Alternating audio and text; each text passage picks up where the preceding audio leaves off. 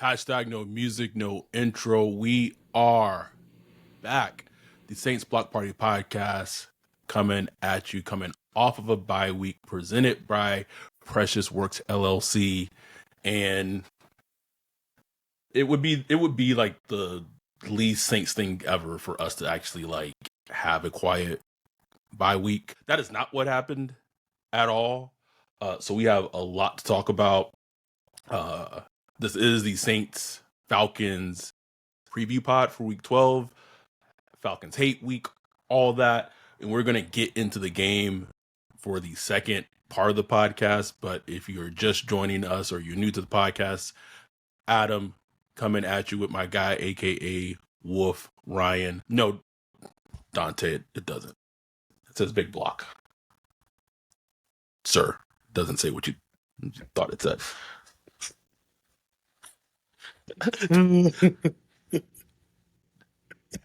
Like, who do you take me for? Anyway, but the Saints. Kevin said was hoping it would say women. Log off, Kevin.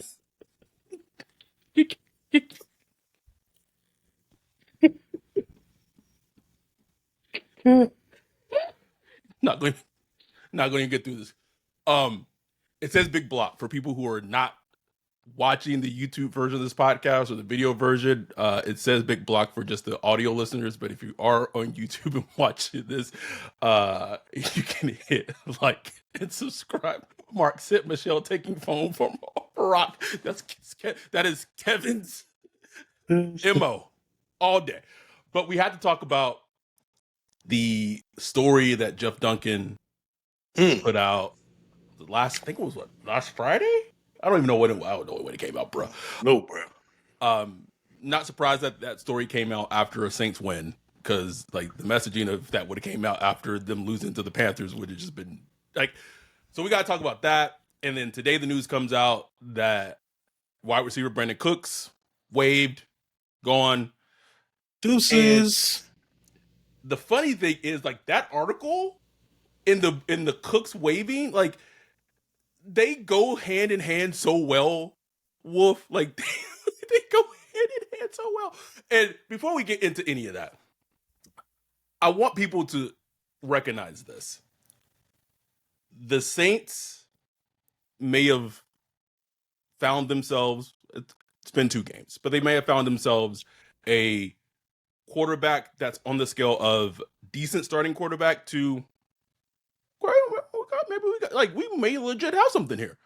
That is nothing to sneeze at. Like, that is a positive for the season and the outcome. If Shough continues to play well, it's like kind of has the platter right in front for him on Sunday for like a very injured and just moribund Falcons team. But we'll get into that.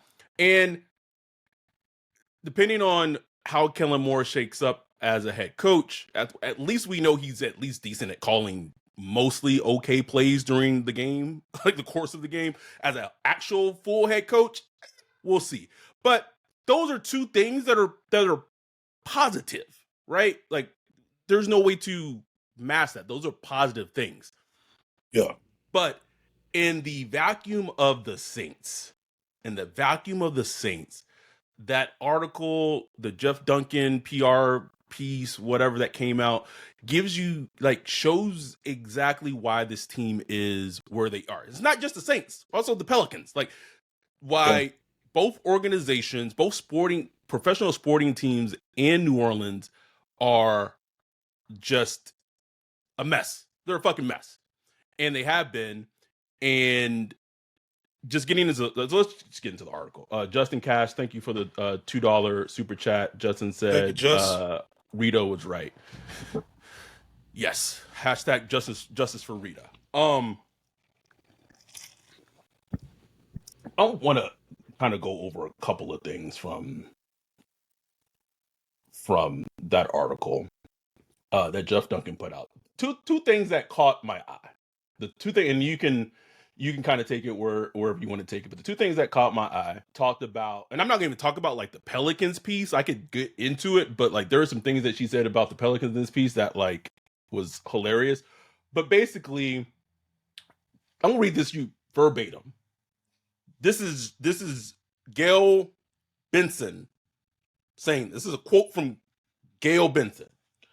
This offseason, Mickey managed the retirement of Derek Carr, saving us $30 million in cap space. He also traded defensive tackle Colin Sanders to the Jags for our starting veteran center, Luke Faulkner, who has played a pivotal role in the absence of Eric McCoy following his season-ending injury. I am told that the Sanders was just released by the Jags. We currently hold 7 draft choices in the 2026 NFL draft, all which will continue to help us with this young roster. Oh, and then here's the kicker. Mickey is one of the longest tenured and most respected general managers in the NFL. That's a fucking lie. So, like the league, the people in the league don't believe that. But let me digress. In 2006, he was a lone voice in our building to hire Sean Payton. When I'm asked to hold Mickey Loomis accountable, I do. So in this whole word just vomit that Gayle Benson, not Greg Bensel, okay, talks about, like, yeah, because Gayle Benson knows who fucking Luke Faulkner and Colin Sanders fucking is. Fuck out of my fucking face. She cites Mickey hiring Sean Payton in 2006, which what year is it going to be when January comes in a couple of months, Wolf? 2026. Oh, so 20 fucking years ago. She's citing a almost 2-decade signing of a head coach who now has the Denver Broncos at 9-2 with not very good quarterback play. So maybe that says so more than about the head coach and the GM. And it's also citing a trade that happened in the preseason for Luke Faulkner as reasons of why like Mickey Loomis is #good. When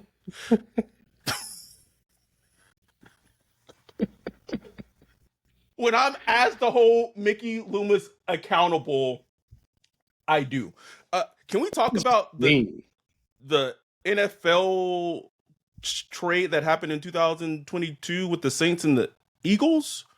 And didn't that trade lead to them giving up a top 10 pick to the Eagles in 2023? And then that pick was then used to draft Trevor Penning, who then just recently got traded to the Chargers, his 4th year in the league. And within his first start with the Chargers at left tackle, he gave Josh Allen Hines the sack record for the Jags and then got benched. His first game, traded to a new team and got benched.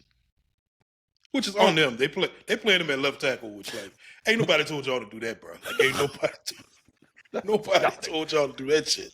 And then she's talking about the Derek Carr $30 million cap space, but can we also talk about like who guaranteed Derek Carr's money when he was coming off injury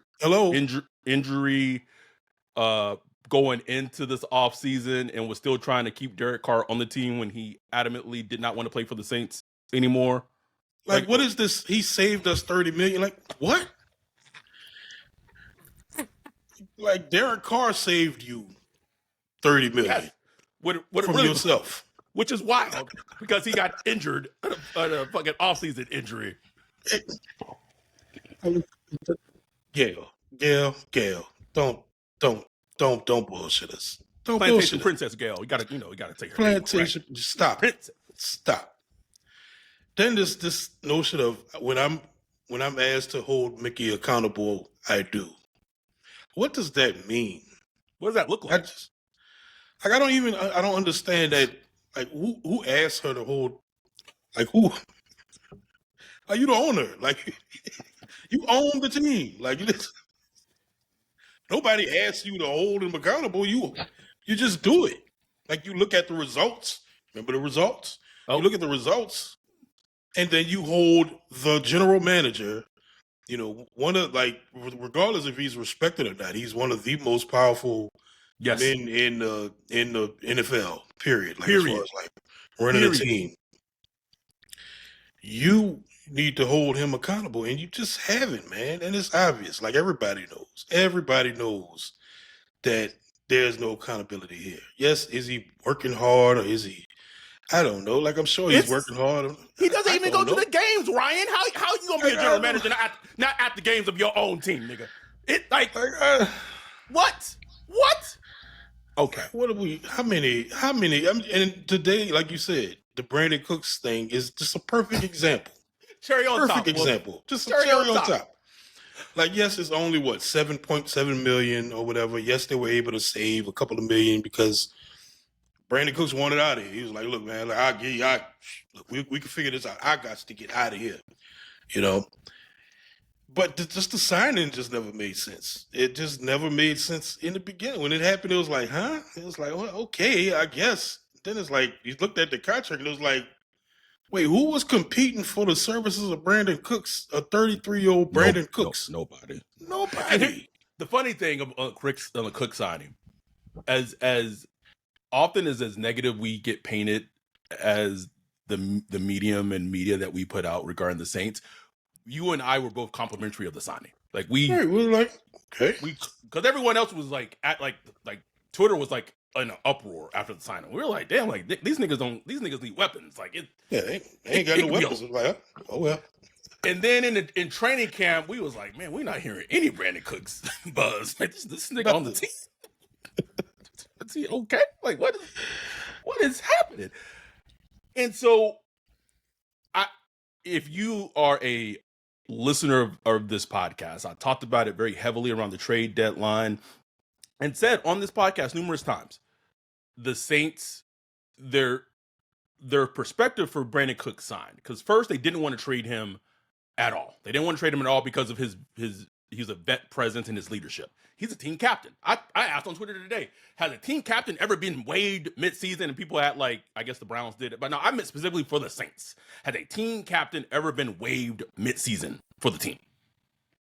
So I was told they didn't want to move him because of his vet leadership and his presence, just like they didn't want to move Devon Gottschalk. Okay, cool. Then something happened where Cooks went to the GM and said, hey, listen, bruh, can you just get me on out of here? Like, I thought I was going to be coming to like a team that was going to be better than this.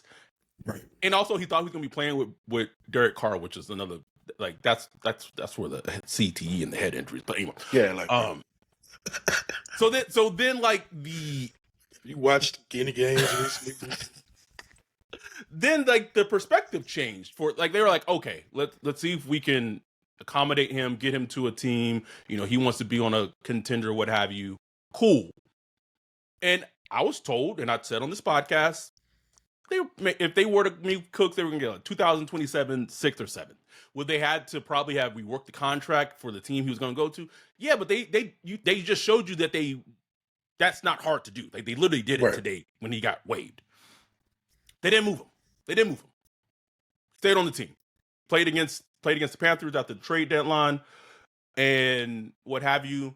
And then heading into the Falcons game, released, gone. That's the shit I'm talking about like the whole from start to finish. The signing of him for the amount that they signed him for without any competition for his services. Then when things went sour, they could have potentially traded and got something for him. Something. They could have gotten something for him. People how do you know this? At this point, people like that on Twitter, they ask me that, they just get blocked. I'm sorry. I don't have time to reiterate to people over and over again the shit that I know and the shit that I hear. I don't have time for it. They didn't move him. Cool. And then they released him anyway? Like, that logic is just so flawed, Wolf. It is insane from start to finish. And he will have dead money through 2027. Dead money. Brandin Cooks. 19 catches. 19 catches on the season. We'll have dead money, like $3 million of dead money on the books through 2027, bro. I think it's 4.5 this season and then 3 next. For Brandin Cooks, Ryan! And this is your general manager. Like, the general manager is supposed to be that, like, number cruncher, conservative, from a business standpoint, everything dotted, eyes dotted, T's crossed. Just, he's supposed to be the guy that's on point. Like, your head coach, your head coach would be crazy. Your head coaches just won't win the day. They don't care. But your general manager is supposed to be that sanity, just the adult in the room. You know what I'm saying? Cold. And it's like, who is the adult in the room in the Saints organization? Who? Like, you? Who? What? Who? Who's the adult? It used to be Sean Payton. That used to be the adult. And I don't want to keep bringing him up, but I think it's important to put the context in it, because when you see what the Broncos have done this season up to this point, and Sean has had his plenty of mistakes. Plenty. Like, Jonathan Taylor should be on the Saints right now, but he's not, because Sean Payton had to have Cesar Ruiz because he was pissed at Laurie Warford. So right. Sean Payton didn't have his lack of mistakes either, but for the most part, he was able to be that adult in the room. And this is a really important part, he had a vision. He always had a vision of what he wanted the team to be and look like. And that is a question that we have been asking. We've been doing this podcast almost 6 fucking years. It'll be 6 years next year in April. We've been asking the same fucking question. What is the vision? What is the vision for the team? What is the vision? We've been asking this since this has been Mickey Loomis's team, since Sean Payton left and he has took control, which he has. He's took control of the team. And it's like, and the thing with Sean Payton is he would like make mistakes and he would do dumb stuff, but at least he would get to points where it's like, okay, this ain't working. Like, he went for years with, with the same old coaching crew, with the same front office and all that stuff. Eventually, Gary Gibbs, Ryan Pace, Joe Vitt, and Bill Johnson running the D line, and just the same little, scouting, Ryan Pace and all that. Eventually, brought in Jeff Ireland, completely revamped the scouting staff. Then eventually brought in, Ryan Nielsen on the defensive line. Brought DA back to run the defense. Dan Campbell, Aaron Glenn. Started looking more into the wide zone, the outside zone running game, bringing in some coaches to learn about that. Just started revamping some things. Well, Mickey, what fresh ideas are you bringing in? Like Thomas Dimitrov, like where he at? I haven't seen him since. Is he working remotely? Like Randy Mueller? Randy Mueller, who with the Saints in the 90s?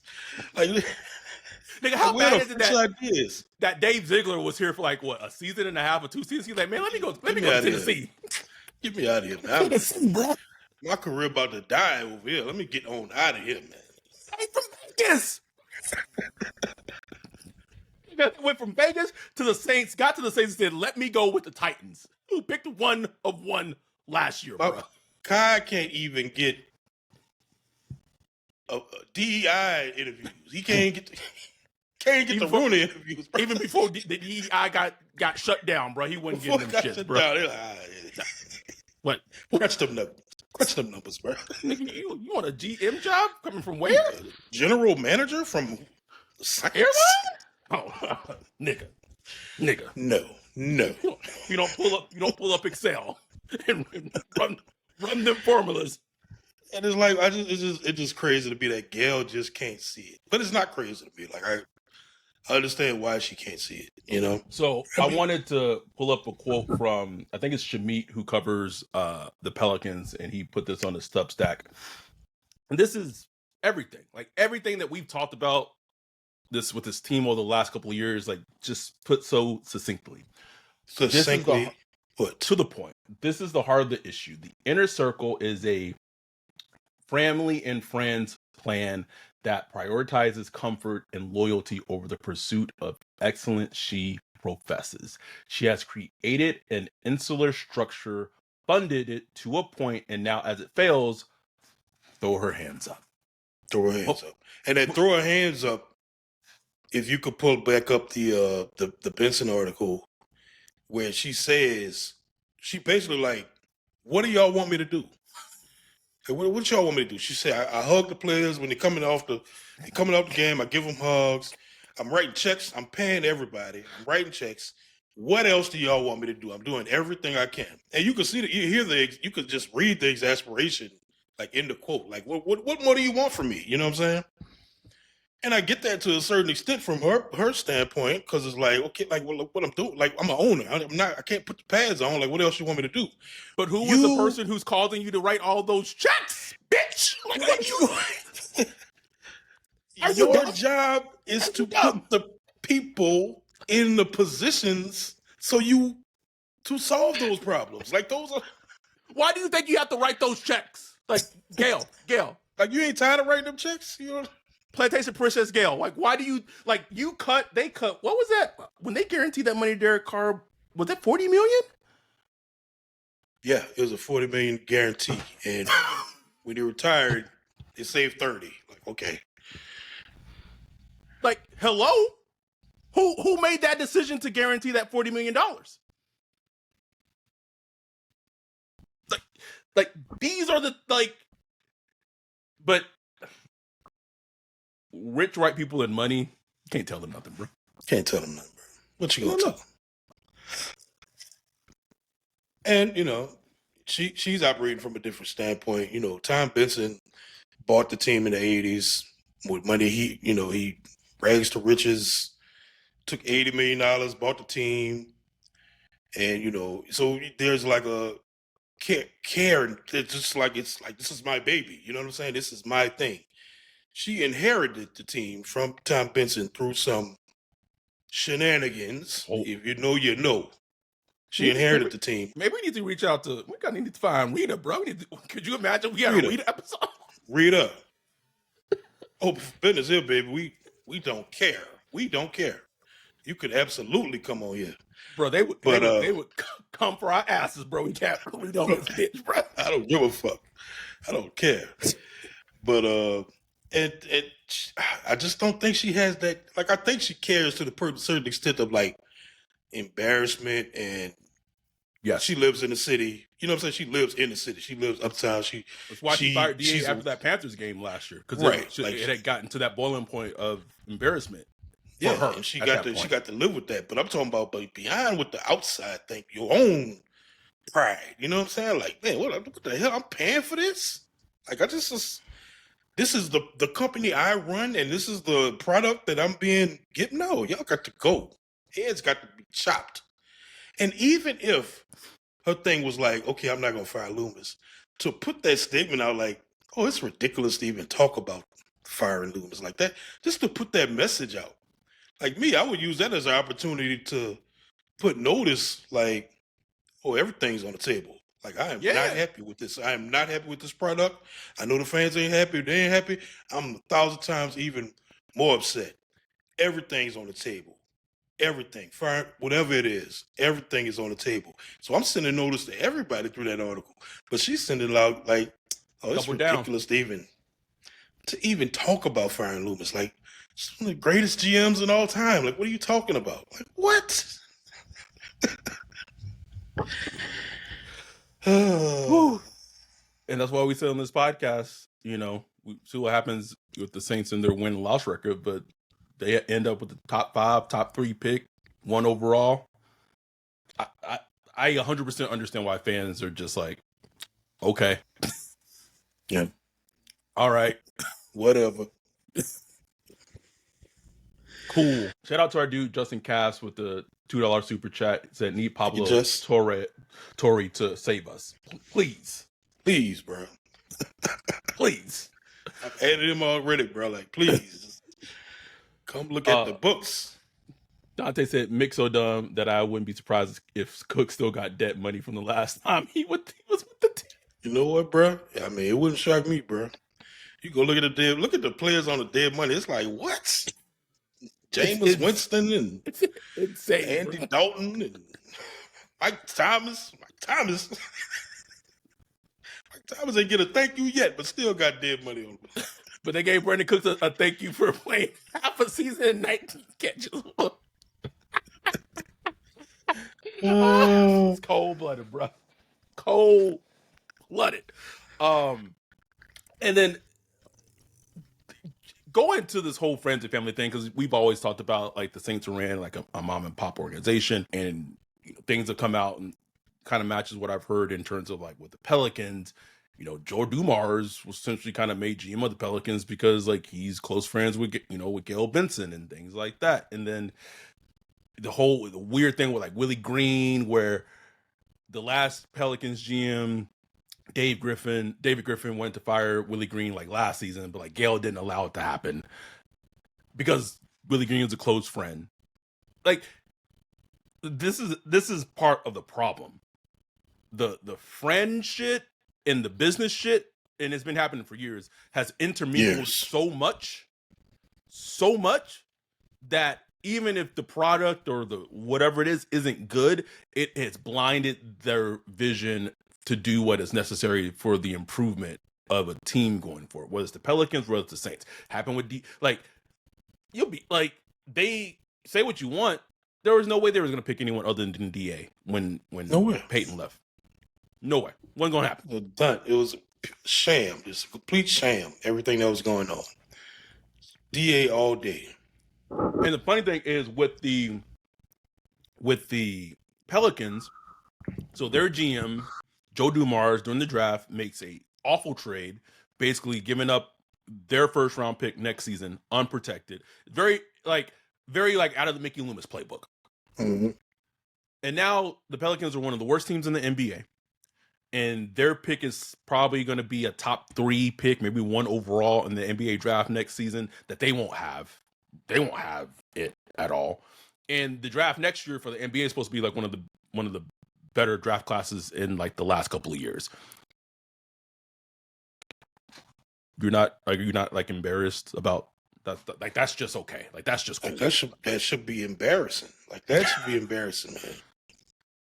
And it's almost as bad as the Trevor Penning like Eagles trade, but it could be even worse because of the talent that's going to be in the NBA draft next year.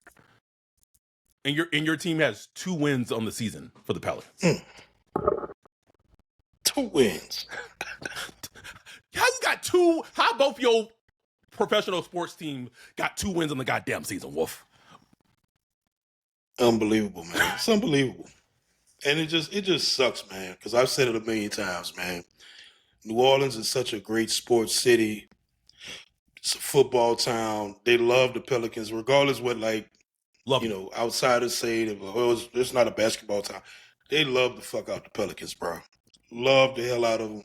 When the Pelicans looking good, they in that building, in that ragged ass Smoothie King Center, lighting it up, bro. Lighting it up. And bro, they just deserve so much better. And I just wish Gayle it's like you should want more. You know what I'm saying? You should want more. Like, and it's what Shamit said in there is like that desire for excellence. Like in nowhere in that Jeff Duncan article was there a mention about being a Super Bowl winner. Woo! Talk about contending. It wasn't mentioned like at all. Like there was no talk of it.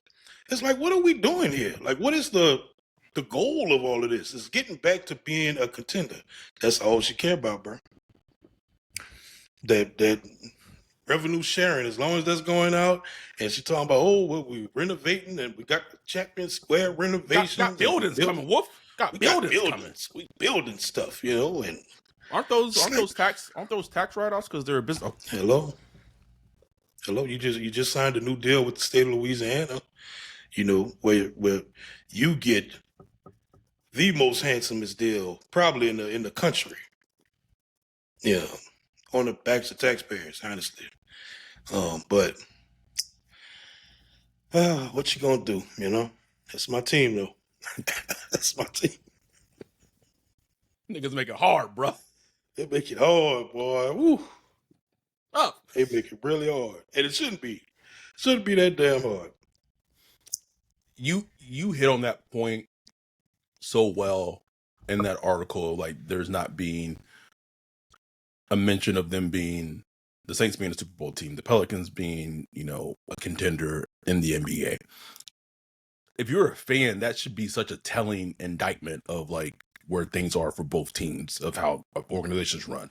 Our dude John Singler, who keeps track of like the maps, they blocked out the Saints Falcons game. I think it was in Shreveport. Shreveport, yeah. Rosenthal mentioned that on Around the League, like on NFL Daily. I'm sorry. Shreveport, bro. Like I get it. Shreveport has a lot of Cowboys fans. I get it, but on Atlanta versus the Saints, come on, bro. Falcons versus Saints, and I've seen the pictures of the Smoothie King Center, empty, nobody in that. And that's good. Like, that's good. We've said it. Like, the only thing they will listen to is their pockets. So, you know, I mean, I know it's hard. I know that this don't gonna be lit playing the Falcons and all that, but man, like, I stay my ass home, honestly, bro. When I said in our Discord and I said on this podcast that for our next meetup, you know, next year, like the big meetup we have in New Orleans, like us not going to the game, like I meant that shit, bro. Like for real, man. Me too. We'll find we will find a place to go and kick it and watch the game and still have a great time. If it's an away game that like maybe has my eye, cool. I know that money's not going to Gayle. Cool. The only thing that, and it's not even Saints related, it's more for my family, is that officially announced Saints will play in Paris 2026. The opponent's not known. But those are the things that, and I want to give importance to the fans because of what I was told. Shout out to Justin Cash, $2 super chat. He said, much love, Jets. Todd Graves, save us, please. Please. That part of the reason why that article with Jeff Duncan came out with Gayle Benson is that they have been inundated with emails, with letters from the fans telling Gayle to sell the team, telling Gayle to get rid of Mickey. So that's like, it has been so loud that part of the reason that article came out is kind of like for like a response to all the feedback and correspondence that they've been getting. So like my call of action to the fans is like, don't fucking stop. Turn this shit up. Turn it up. Turn it up. All the way up. Because you may not think as a fan that it affects them or it matters to them. It absolutely does. It 100%. Absolutely does. Our dude Rod said they stopped sending out the surveys, fam.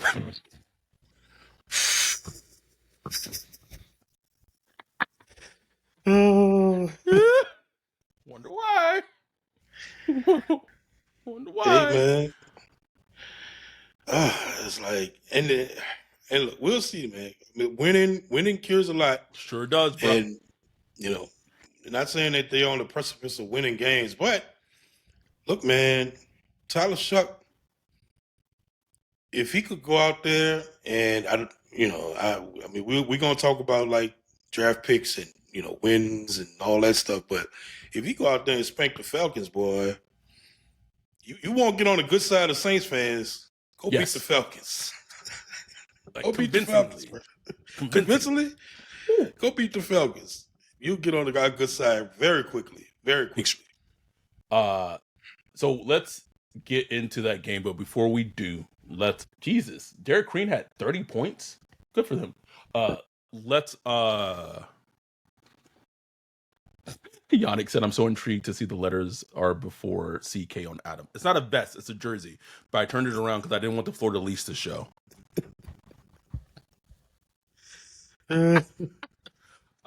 Anyway, we're going to take a break. We'll be right back after this break, and we'll get into Saints, Falcons, and Falcons Hate Week. We'll be right back after this.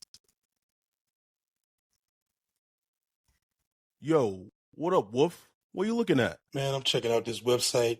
This site is cheeks, bro. In 2025? How do you have a crappy website? Couldn't be me. They need to hit up our guy Bijan with Precious Works. Precious Works offers to not only build you a website that's tailored to you and your customers' needs, but also to continue to manage and maintain it so you can focus on your business. Don't have much time? Precious Works is just what you need. No out-of-the-box stuff like Squarespace or Wix. Precious Works will create a site for you. You won't have to worry about plug-in updates, security, or things like that because Precious Works will maintain all of that and be available to you 24/7. Bijan set up Saints Block Party Podcast website for us a few years ago and hit it out the park. He also keeps it up to date and helps us anytime we want to add something new like a form or prospect matching tool that we did for the NFL draft. It's like having your own personal developer just a text or a call away. Precious Works has worked with everyone from small businesses to large firms, so no job is too big or too small. If you're in the need of a website or you currently have one, but you want to upgrade it, give Bijan a holler at Precious Works. You can get with him at Bijan at Precious Works, BIJON at precious.works, or go to precious.works for his website. Make sure to tell him Saints Block Party sent you. Okay, we are back. So we are diving into this breakdown preview of Saints versus Falcons. I'm gonna say it with I know that they were. I asked this like how much they were favored by I think like yesterday or whatever, and I think it was like things were favored by 1.5 or something like that. Terrible audio podcasting as I'm looking up what the line is. So it's still yeah 0.5. 0.5. Yeah, still 0.5. In terms of the line, this is the game that the Saints should win. There's no if, ands, no way to dice it up. The Falcons will be without their quarterback, Michael Penix, who is on IR. They will also likely be without Drake London. So this is the game where the Saints should be able to win. And like you said before the break, Tyler Shough getting his third start at home, his first start in the Dome at home, because both his starts have been on the road. And if that momentum from that Panthers game can carry over against the Falcons, it would be a huge win, because the big thing for this season, we've talked about this over and over again, is them knowing what they have at quarterback going into 2026. So we thought Shough played, considering the opponent, the environment, his first start, thought he played pretty okay against the Rams. Because then you see what the Rams have done since that game. It's like, God damn, like, nigga. Yeah. Nigga. Serious. And then goes on the road against the Panthers. Almost has a 300-yard game. So now it's set up for you at home. Now it's going to be, your receivers are going to be Chris Olave, Valet, Mason Tipton. I know they signed Kevin Austin Jr. Ooh. Ooh, wee. Someone in the chat, I think it was Jake, said Timu ass wide receiver room. Timu, bro. Wesley said another thing is this is probably the last home Falcons game with AK, Cam, and DeMario. Yeah. Yeah, probably is. Yeah. Listen, old Adam, that would have, like, I would have been very sentimental about that. I'd be like, damn, right. It really is. Yeah. I'm like, time moves on, man. You know, I get it though. I get where he's coming from. And look, you know, Cam has had some great games against the Falcons over the years. You know, not so much, you know, past recent years. Cam ain't having a terrible season. Like, to say this is like his thank you for your service season. Like, he's playing fine, you know. Yeah. But yeah, man, like Tyler Shough, it's interesting because the schedule is set up nicely for him down this stretch. He got the 2.5 games to play. Then you got the bye week to kind of catch your breath. Like, okay, I'm okay. Now you got the final stretch. You play the Falcons, who beat up. Then who we play after that? The Falcons. I just pulled it up. Falcons, and then you have the Dolphins in Miami. Then you have the Bucs in Tampa, December. And then you have the Panthers again at home in New Orleans. Following that with the Jets at home in New Orleans. Then you go on the road to Tennessee for the Titans, and you finish the season against the Falcons in Atlanta. For that, like that's. I know Spence is like, damn, bro. I can't get no love. Huh? Damn. Y'all have me playing playoff. All I played was playoff teams since I've been in the league, and this nigga can't get chumps. Like the only tough one is the Bucks, honestly, on that. And look, I'm not saying the Saints should be favored in most of those because Saints ain't good either. Like the Saints have not been good. They haven't shown. I mean, they won 2 games all season, so I think they'll be favored against the Jets and the Titans. The Titans. That's the only thing I could see. But the Falcons, this is gonna be a tough matchup defensively, bro. Because even though I know Brian, what's the quarterback name? It's just gone. Bryce Young. I know Bryce Young put up 448 in pass, just tore him almost 500 yards in passing against the Falcons, bro. In the 2025 NFL, nobody even doing that anymore. Tore him up, man. Tore him up. And he didn't do that against the Saints defense. Sure didn't. I'm just saying. But the defense, I've seen the Falcons defense. They could turn it on. They could turn it on. I don't know what was happening in that game or whatever, but it wouldn't shock me if they turn it on, bringing that pass rush. You got the young guys, Jalen Walker and James Pierce Jr. James Pierce Jr. been all right, just hadn't really flashed like you wanted to. Jalen, they're still waiting for him to really come on. Caleb Ellis, I still see him turn up every now and then and make some big, game-changing plays and stuff like that. They got a defense, bro. Jesse Bates, he had a rough game last week, but he's still like a hunter, still would take that ball away. And I was saying earlier, Tyler Shough, he's gone 2.5 games without a turnover. You kind of do, you know what I'm saying? Kind of due for one. I'm interested to see how he responds to that. I want to see how he responds to, just some negativity or just some bad plays, some negative plays that happen. How he handles that. I want to see him. I just want to see how he handles some things, bro. Because bro, it was I must say it was hard to find really negative plays when I went back and looked at the Panthers get tape. I was hard. There were we talked about before, he misses some layups, some of the little gimme plays. He misses those sometimes. He had that problem in college.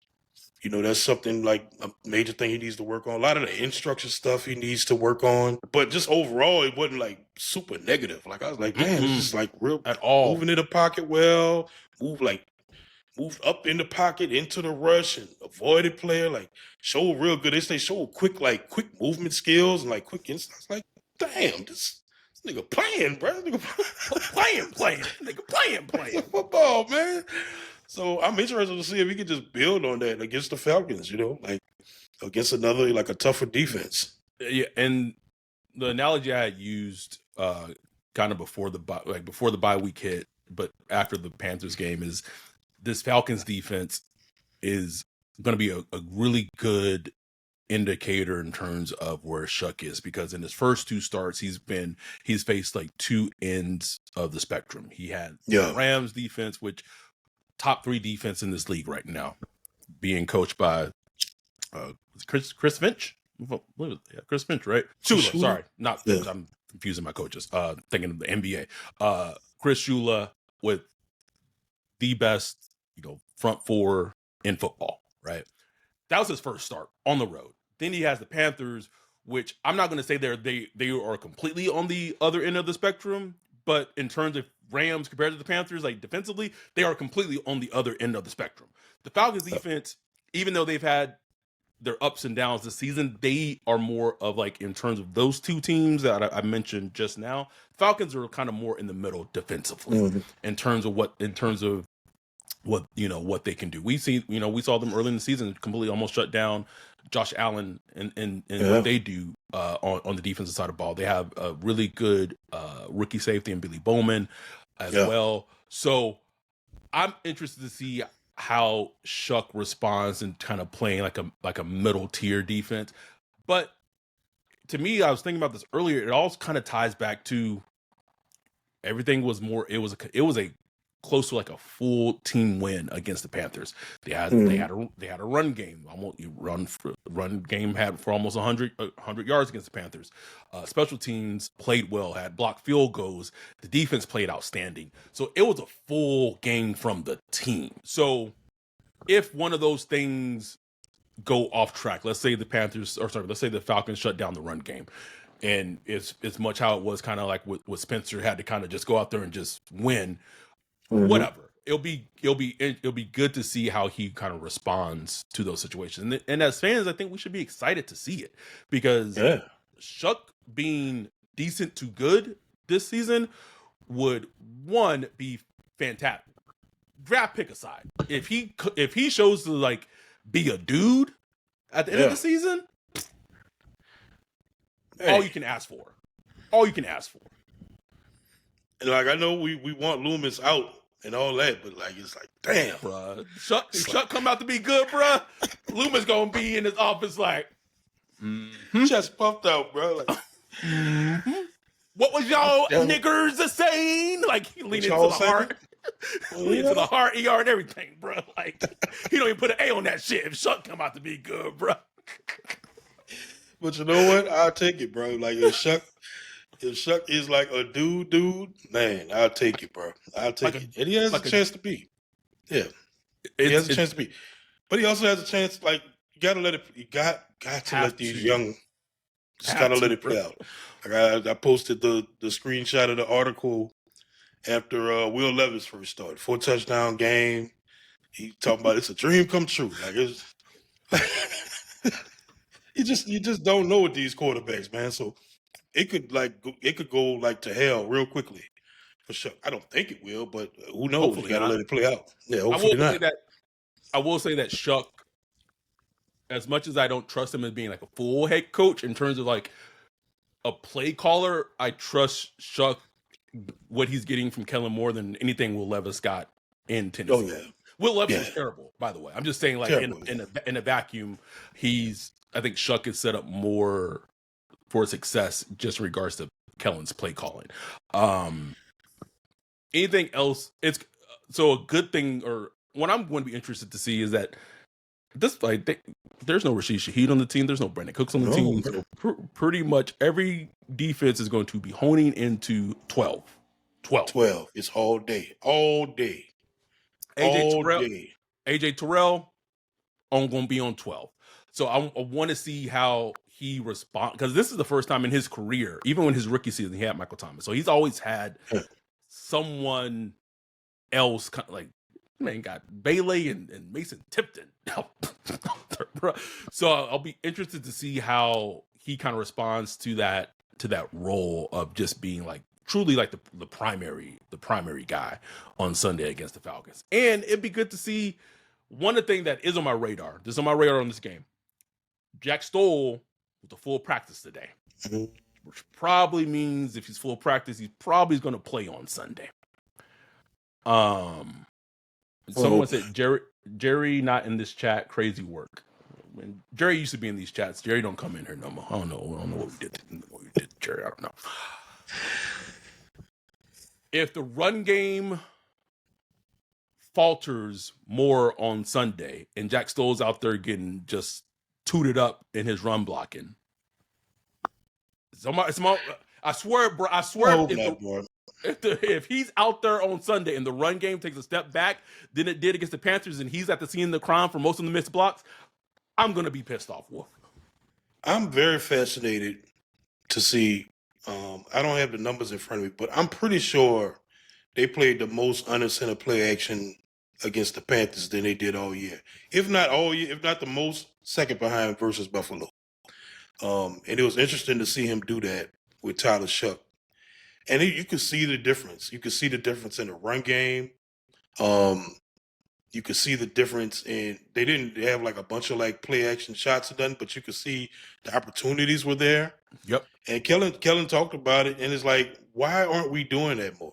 why. I know for young quarterbacks, it's hard for them to adapt to playing under center. It's just they just don't do it in college, you know. Nope. But Shough did do it. Like he did do it quite a bit at Louisville, but still not to the level that you do it in the NFL. I just would like to see more of that, man. Don't just break that out like in certain occasions. Like that should be a staple of the offense because you could see that it works. Like I hate when coaches do that when stuff works and they just don't do it. They Like, don't do it. Drew, it's the worst. keep going back to it until like the defense like stops it, you know. And then it's like, okay, let's try something else. But like man, keep going to that shit. So I'm interested to see if they stick with that under center play action a little more, especially at home because they rarely do it at home when they do it. Rarely. Jake said Rattler just not able to do it. I mean, he did it against the Bills. I don't think it's a function. I don't think it's a function of the quarterback. It was a function of he it. He did it at South Carolina a little bit. You know what I'm saying? Like, so I don't know. And it's a staple of Clint Kubiak's offense when Kubiak is here. I don't know. I don't understand why he's not making that like just a centerpiece.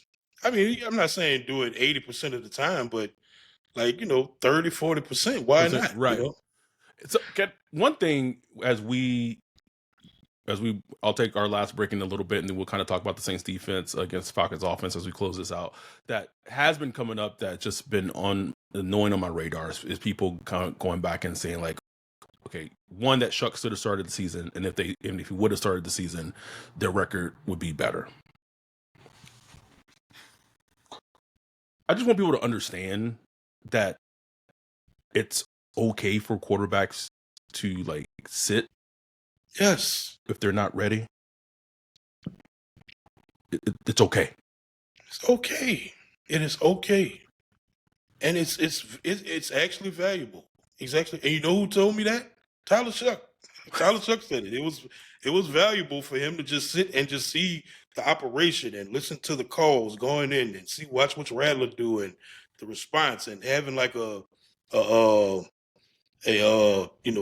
method of preparing every week and stuff like that without having your head spinning going against the Arizona Cardinals and the San Francisco 49ers and the Buffalo Bills and the Seattle Seahawks. Like, imagine that as a rookie trying to do that and what that would do to you and your development. I think it was just a great idea that even though he wasn't ready, but I just think it was great that they just gave him the breathing room to just sit and just take a little bit in. He got to take a couple of snaps against the Seahawks, in garbage times, get hit a little bit, just to get a little bit of it in. That way, once you go in, it's like, I'm ready, man. Let me just go in there. Let me get this done. I know what I'm doing, It's just something that's been on my radar. It just makes me roll wild. I see it all the time, bro. It's like, what are y'all talking about? Like, just be happy, bro. Just I gotta win some kind of argument or something. Like, just be happy, man. Shit. Anyway, let's take our last break of the evening. We'll come back, talk about Saints defense going against the Falcons offense, and we will close out the podcast after that.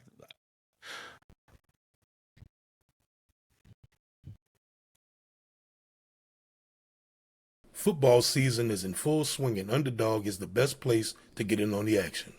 Playing on Underdog is easy. Just pick whether your favorite players will go higher or lower on stats like rushing yards, receptions, touchdowns, and more. This week, I'm looking at Saints versus Bucks and selecting Chris Olave for higher than 50 yards and Baker Mayfield for lower than 3 touchdowns. Download the app today. Sign up with promo code BLOCKPARTY to score $100 in bonus funds or bonus entries when you play your first $5. That's promo code BLOCKPARTY. Underdog. Make picks, win money. Must be 18 plus, 19 plus in Alabama and Nebraska, 19 plus in Colorado for some games, 21 plus in Arizona, Massachusetts, and Virginia, and present in a state where Underdog Fantasy operates. Terms apply. See assets.underdogfantasy.com/web/play and get terms _DFS_.html for details.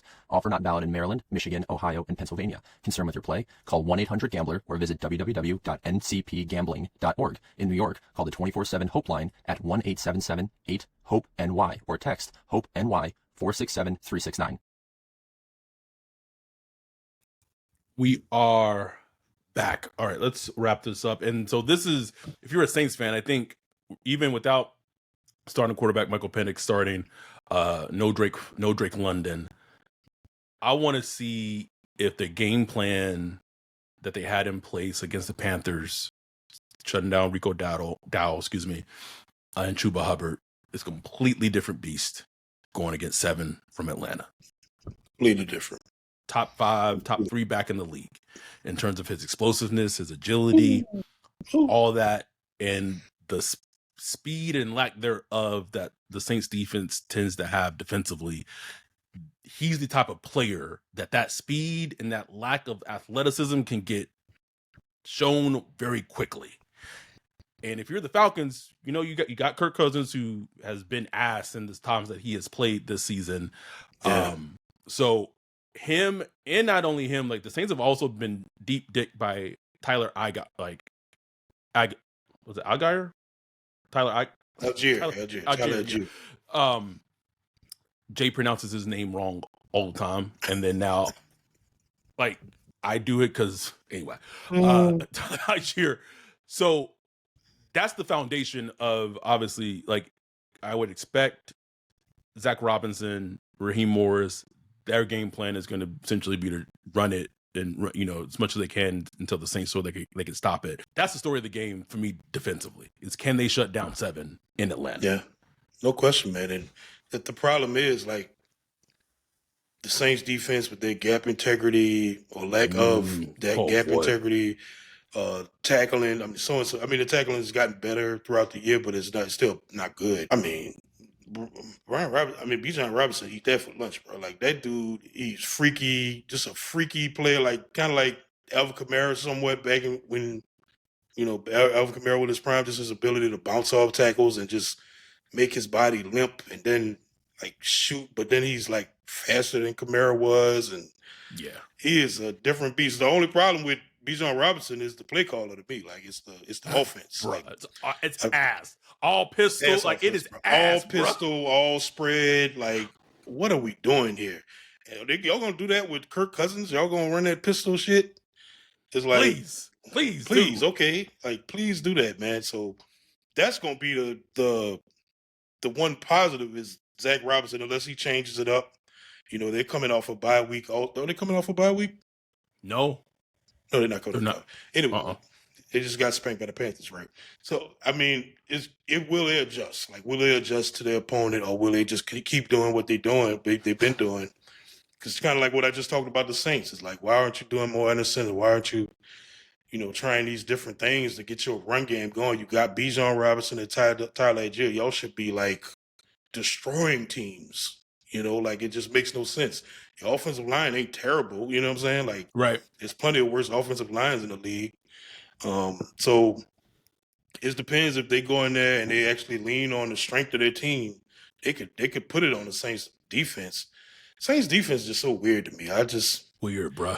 It's annoying to watch, but like at the end of the game, you're like, they didn't do bad. You know, they didn't do bad. They don't give up a lot of big plays over the top. You know, it's a lot of like, they let you get down to the red zone and then they kind of clinch up a little bit. Sometimes they get, you know, let plays happen in the red zone. So it's not exactly bend but don't break.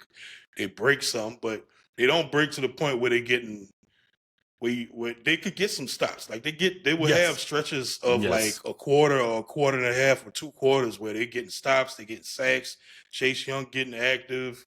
DeMario Davis, like, yeah, he might miss a tackle and stuff like that, and look crazy, like look old in space sometimes. But he's still like an active player, super smart. He's still beating blocks sometimes and getting in the backfield. So it's gonna be interesting, bro. Like Mooney, you say Drake London gonna be out. That's what I'm worried about is Mooney, bro. Mooney, the guy you gotta watch for. Will Kyle Pitts have a game? Like, has he had a game against the Saints? I'm trying to think. Like, has he had like a Kyle Pitts game? No.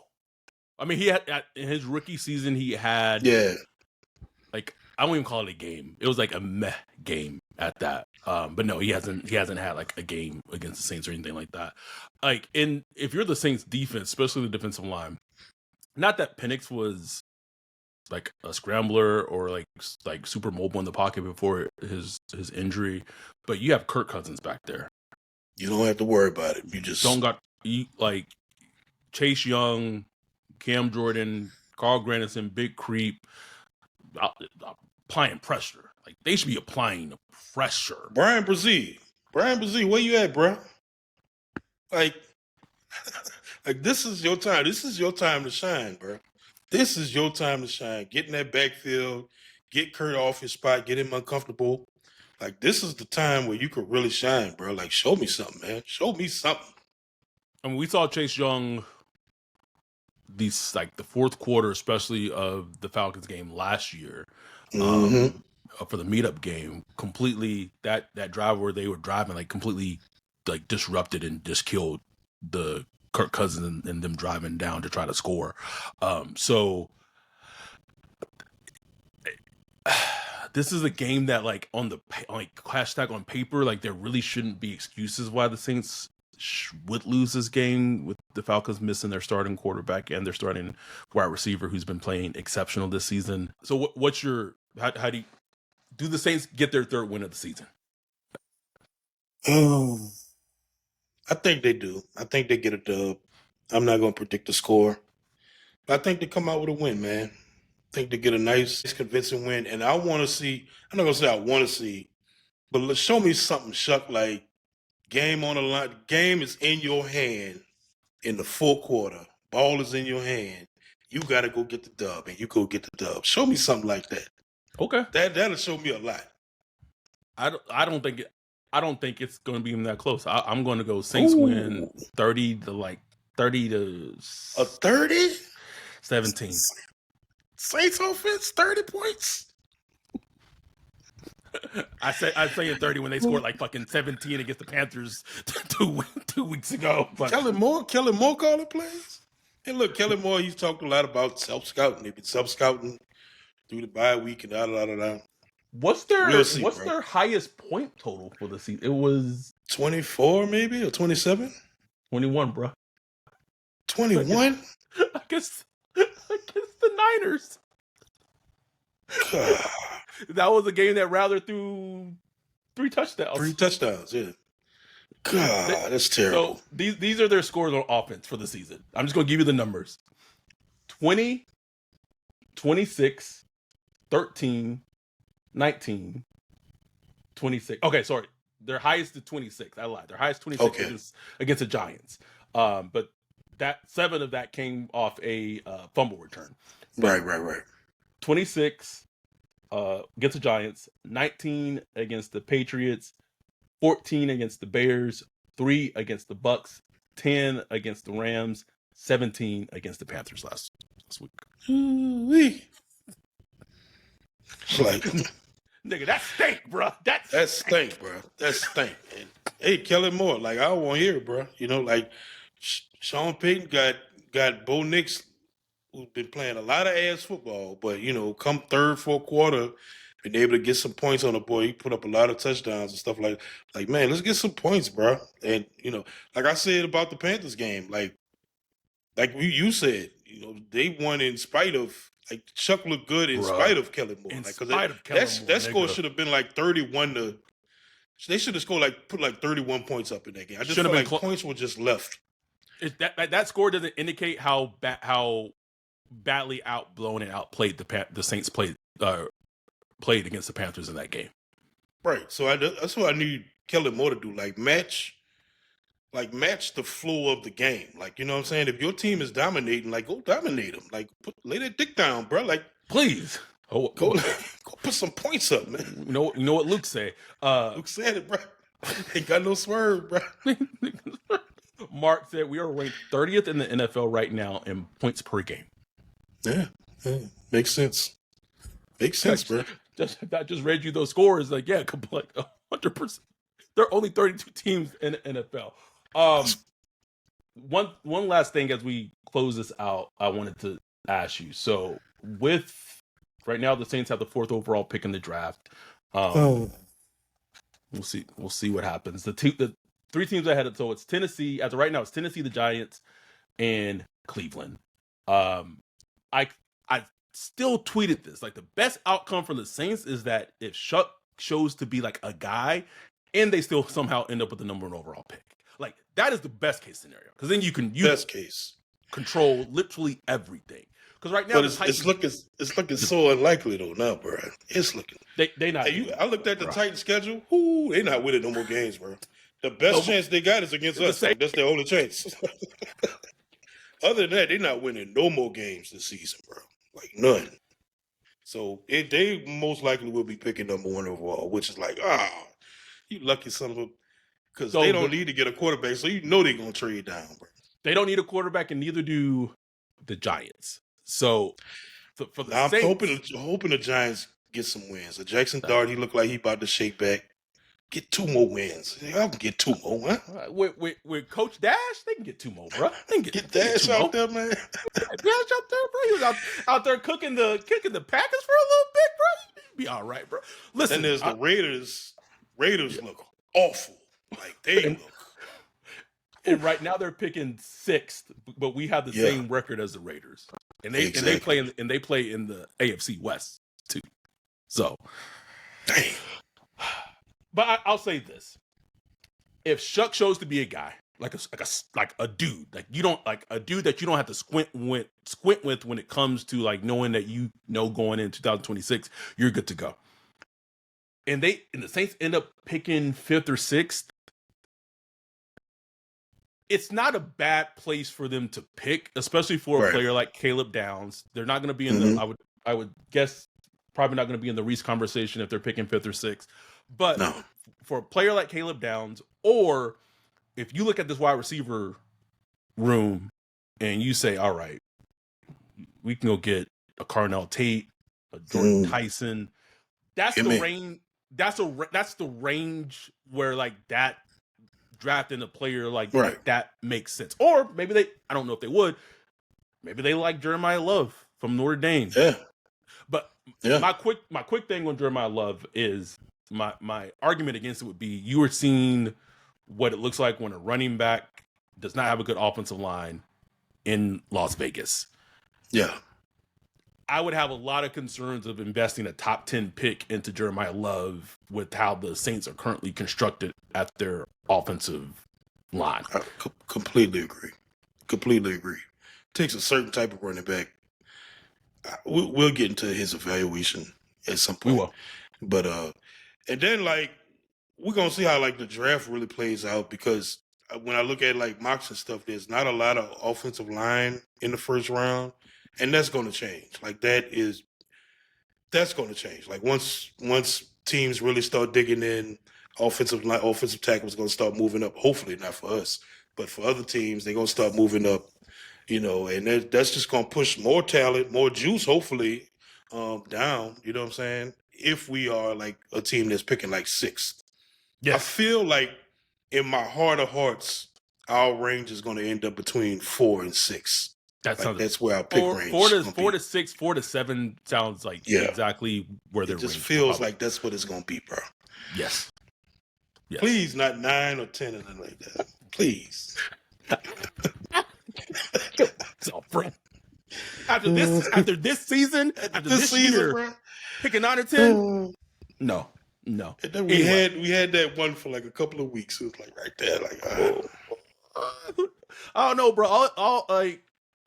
I still don't trust Kellen's head coaching ability, bro. I don't at all. So, I don't know, bro. Because I see some people like, man, we about to run the table. I was like, man, on this team? Like, I don't watch this team. Someone said that in the chat. Someone said Tyler Shough about to win 7 games straight, bro. Nah, bro.